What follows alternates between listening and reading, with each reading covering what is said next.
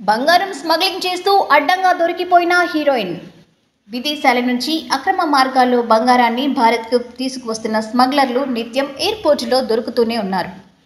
అయినా రకరకాల మార్గాల్లో బంగారాన్ని దాచి స్వదేశానికి తీసుకువస్తూ స్మగ్లర్లు అధికారులకు, పోలీసులకు పట్టుబడుతూనే ఉన్నా ఈ స్మగ్లింగ్ మాత్రం ఆగడం లేదు. ఈ క్రమంలోనే తాజాగా ఓ నటి రెడ్ హ్యాండెడ్గా అక్రమంగా బంగారాన్ని తరలిస్తూ పట్టుబడటం తీవ్ర సంచలనంగా మారింది. ఆమె తరచూ దుబాయ్కి వెళ్లి అక్రమంగా బంగారం తీసుకొస్తుందని తెలుసుకున్న పోలీసులు పక్కా సమాచారం ప్రకారం నిఘా వేసి ఆమెను పట్టుకున్నారు.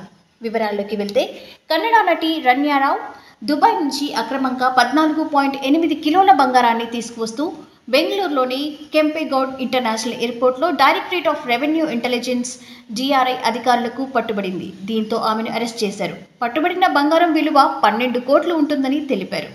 రన్యారావును DRI అధికారులు ప్రశ్నిస్తుండగా తాను DGP కూతురునని ఆమె ప్రచారం చేసుకుంటున్నట్లు తెలిపారు.